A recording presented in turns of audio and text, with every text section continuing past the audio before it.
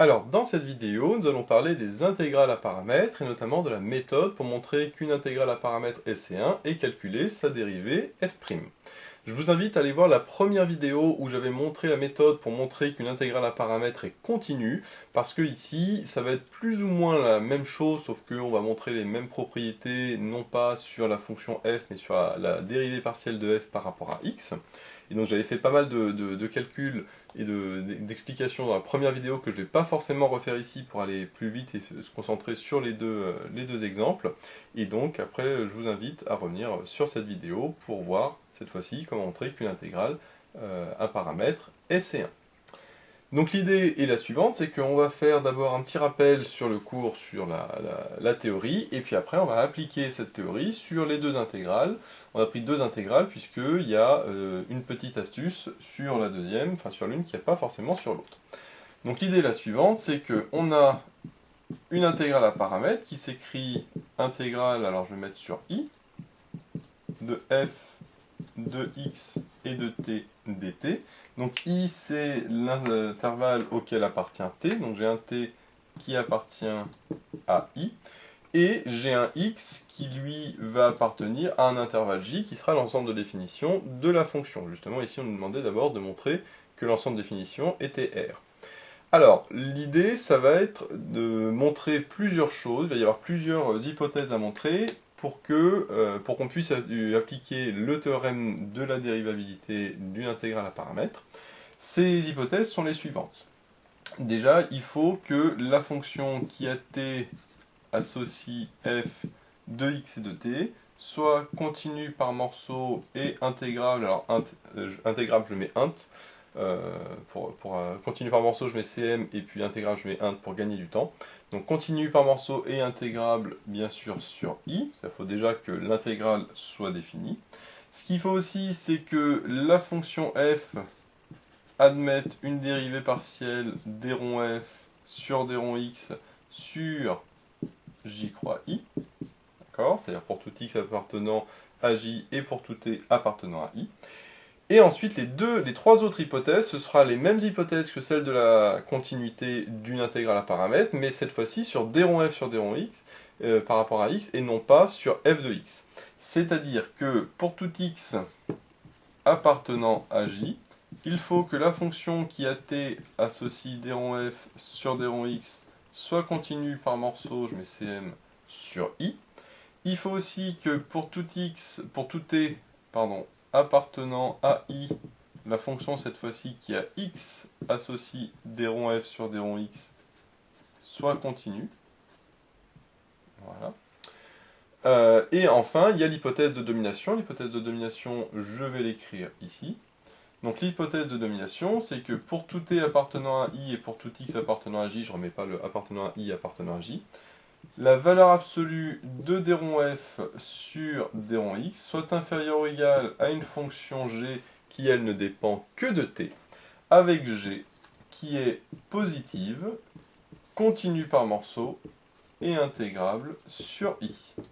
D'accord ? Alors positive forcément puisqu'elle est supérieure à une valeur absolue, mais il faut aussi qu'elle soit continue par morceau et intégrable. Et ce qu'on a vu dans la première vidéo, pour montrer qu'une intégrale à paramètres est continue, eh bien ce sont ces mêmes trois hypothèses ici, de domination et puis de continuité par rapport à x et à t, mais non pas de d rond f sur d rond x, mais de juste f de x et de t. Donc là j'ai f de x et de t, f de x et de t, f de x et de t, et forcément bah, ça je l'ai pas parce que j'ai pas de dérivée partielle, et ça c'est juste l'hypothèse sur laquelle l'intégrale est bien définie. Donc c'est pour ça que je dis que ça va être plus ou moins la même méthode. Ici, la continuité des deux fonctions souvent va se montrer d'une seule fois, puisque souvent la fonction ici est continue tout court, donc je dis la fonction qui a xt associe des ronds f sur des ronds x est continue, comme ça je montre les deux continuités d'un coup. Ce qui va poser le plus de problèmes comme d'habitude, ça va être l'hypothèse de domination, puisqu'il faut trouver une fonction g qui ne dépend pas de x. Alors soit le x s'annule tout de suite, et donc à ce moment-là, il n'y a pas de problème, soit le x ne s'annule pas tout de suite, et donc à ce moment-là, c'est ce qu'on verra dans le deuxième exemple, on est obligé de riser un petit peu sur un intervalle AB, de la même manière justement qu'on l'avait fait dans la première vidéo, sur la continuité. Donc là, on va d'abord faire le premier exemple. Alors dans le premier exemple, on nous demandait d'abord de montrer que la fonction grand f de x et de t est définie sur R. Donc d'abord, montrer, c'est-à-dire que montrer que pour tout x, cette intégrale est bien définie, sachant que c'est une intégrale impropre, puisque déjà il y a plus l'infini.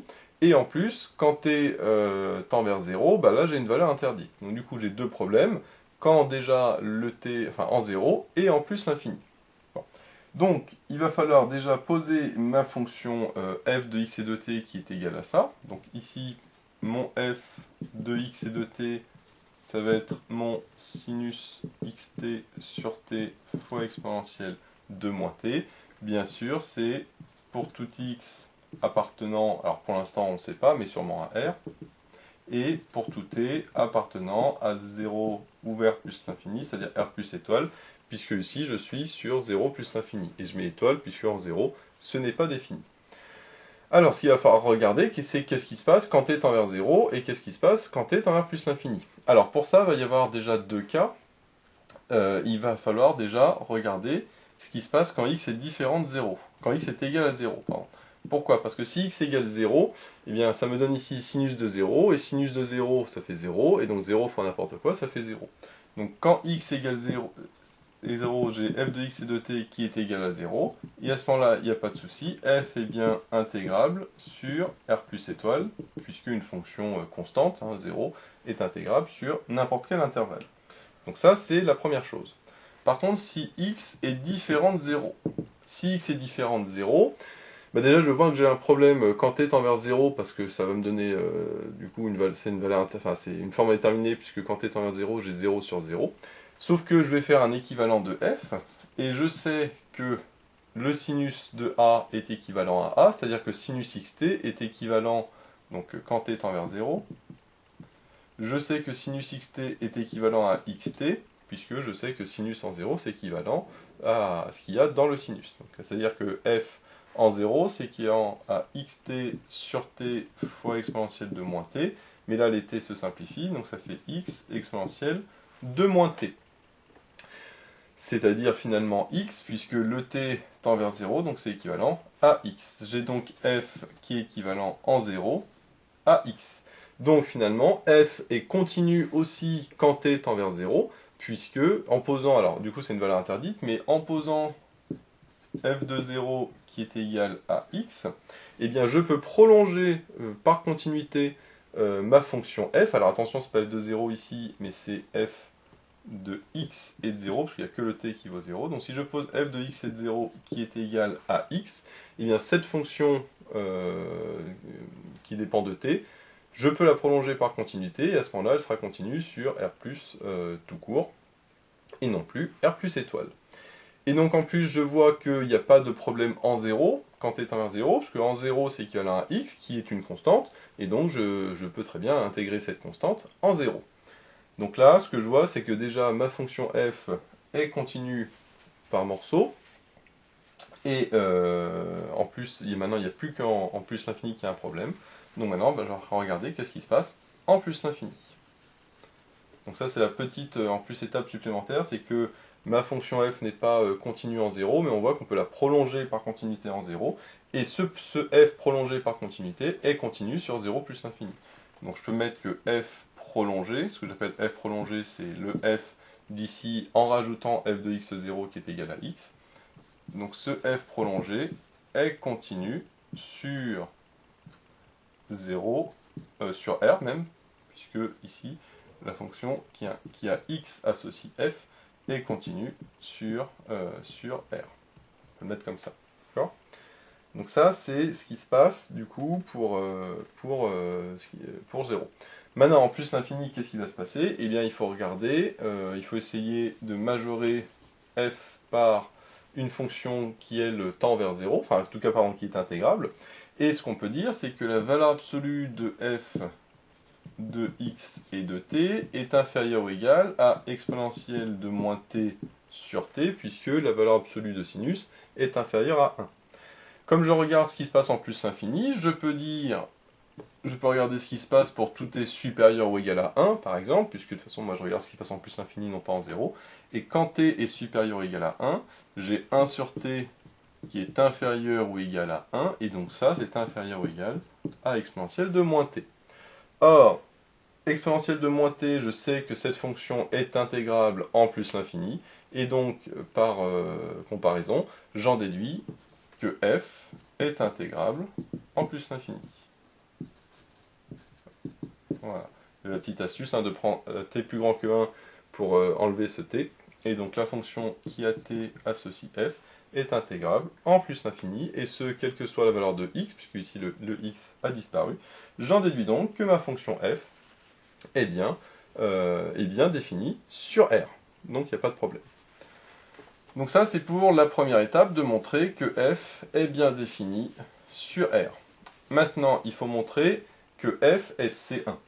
Donc C1, c'est-à-dire qu'il faut vérifier les hypothèses que j'ai montrées avant. Alors, les différentes hypothèses, comme on a vu, il faut montrer que f est bien intégrable sur R, donc ça, il n'y a pas de souci, sur l'intervalle que l'on considère.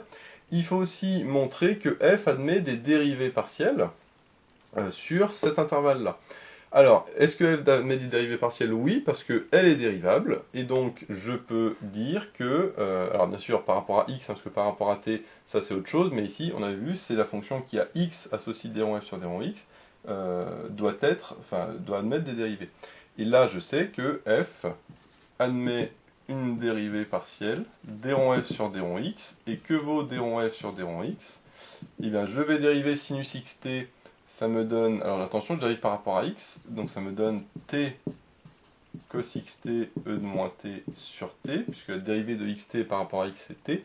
Bien sûr, les t se simplifient, et donc ça me donne cos de xt exponentielle de moins t. Donc ça, c'est la première étape, de montrer que f admet une dérivée partielle, et en effet, quand je dérive par rapport à x, il n'y a pas de problème, le sinus xt est dérivable. Maintenant, ce qu'on avait vu, c'est que ce d rond f sur d rond x doit être continu pour tout x appartenant à R et pour tout t appartenant à R plus étoile. Or ici, il n'y a pas de problème, puisque un cosinus xt c'est dérivable sur R, l'exponentielle aussi. Donc, plutôt que de le montrer en deux temps, comme d'habitude, comme on avait fait dans la précédente vidéo, je dis que la fonction qui a xt associe cos de xt exponentielle moins t est continue sur R, ça c'est pour le x, et R plus étoile, ça c'est pour le t, je peux même mettre R plus, il n'y a pas de problème. Et donc à ce moment-là, l'hypothèse de continuité est bien vérifiée. Maintenant, il faut que je montre l'hypothèse de domination, ce qui est le plus dur. Alors, l'hypothèse de domination, il faut que je majore la dérivée partielle de f par rapport à x, et ça par une fonction qui, elle, ne dépend pas de t. Et là, j'ai de la chance, puisque la valeur absolue de d rond f sur d rond x, c'est la valeur absolue de ça, mais valeur absolue de cos xt, je sais que c'est plus petit que 1, et donc c'est inférieur à la valeur absolue d'exponentielle moins t, sauf que l'exponentielle est positive, donc je change la valeur absolue, ça me donne ça. Donc ça vient du fait que le cos en valeur absolue est plus petit que 1. Donc je peux l'enlever. Et là j'ai de la chance, parce que là je vois que j'ai une fonction ici qui ne dépend plus de x, et donc je peux dire que ça, c'est égal à g de t, qui va être ma fonction de domination. Et donc ce g, on a vu, doit être positif, continu par morceau et intégrable. Or, exponentielle de moins t, on sait que c'est positif, donc je mets p pour positif, continu par morceau, parce que c'est exponentiel, mais c'est continu sur R, donc c'est continu tout court même. Et en plus, on sait que c'est intégrable sur 0 plus l'infini, donc sur R+. Donc les hypothèses sont bien vérifiées.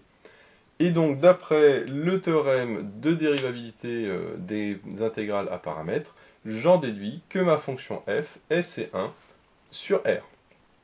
Donc là ici c'était le cas simple, d'accord, qui nous permettait d'avoir l'hypothèse de domination directement, puisqu'on voit qu'avec juste en mettant une valeur absolue, le x disparaît, et donc j'ai pas besoin de faire d'étapes supplémentaires. Par contre pour la deuxième intégrale, on verra que là il y a une petite bidouille, qui est la même que ce qu'on avait fait pour la continuité d'une intégrale à paramètres.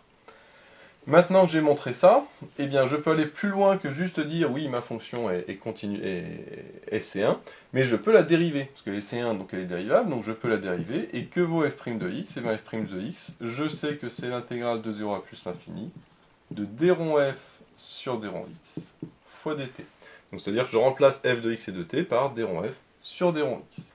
C'est-à-dire que c'est l'intégrale de 0 à plus l'infini, comme on l'a vu, de cos xt exponentielle moins t dt.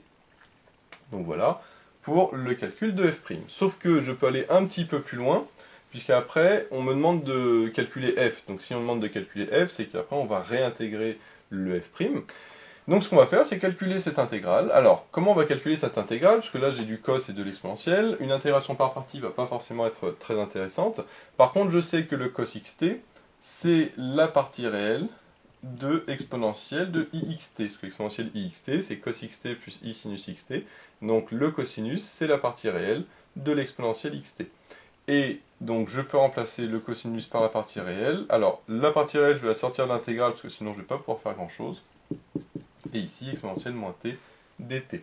Bien sûr, ce exponentielle moins t, je vais le regrouper avec l'exponentielle xt, donc ça me fait exponentielle xt moins t dt. Là, je peux faire la primitive de exponentielle ixt moins t, puisque je sais que c'est exponentielle ixt moins t divisé par la dérivée d'exponentielle ixt moins t, c'est-à-dire ix moins 1.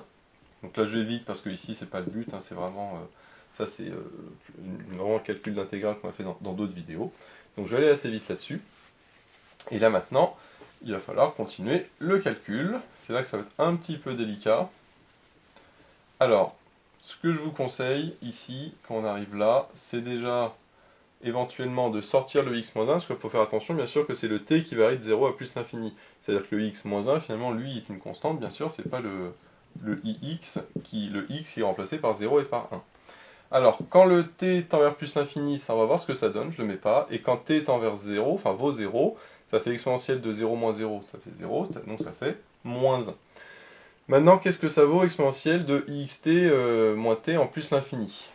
Si on regarde en plus l'infini, ici ça va faire moins l'infini. Alors si je vais le séparer en deux, je vais le reséparer, donc ça c'est ce brouillon, hein, fois exponentielle moins t.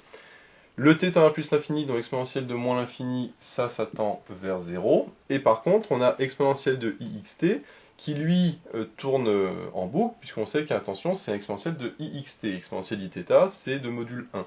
Donc le mieux, ça, c'est de le majorer en valeur absolue par exponentielle de moins t, puisque je sais, enfin en valeur absolue plutôt en module ici, parce que c'est un complexe, puisque je sais que le module de exponentielle ixt est égal à 1. Donc en même plutôt qu'inférieur ou égal, je peux mettre même égal, puisque l'exponentielle de iθ en termes de module, c'est égal à 1. Et comme on a vu, l'exponentielle ici de moins t tend vers 0, c'est-à-dire que tout ça en valeur absolue tend vers 0, et donc si en module ça tend vers 0, ça veut dire que ça tend vers 0 tout court. Maintenant, je vais pouvoir mettre, regrouper, alors vous voyez la partie réelle de tout ça. Donc la partie réelle ici, donc au numérateur j'ai moins 1, et au dénominateur j'ai ix moins 1, donc je multiplie par moins 1 en haut et en bas, donc ça va faire 1 moins ix plutôt, ce sera plus joli de le mettre comme ça, puisque je multiplie par moins 1 en bas. Maintenant je sais que pour calculer ça, il faut que je multiplie par le conjugué en haut et en bas, c'est-à-dire par 1 plus ix, et si je multiplie par 1 plus ix en haut et en bas, pour faire disparaître le i au dénominateur, et bien au numérateur il me reste 1 plus ix, et au dénominateur il me reste un complexe avec son conjugué. Je sais en ce moment-là que c'est la partie réelle au carré plus la partie imaginaire au carré. La partie imaginaire ici c'est x, donc ça me donne x carré.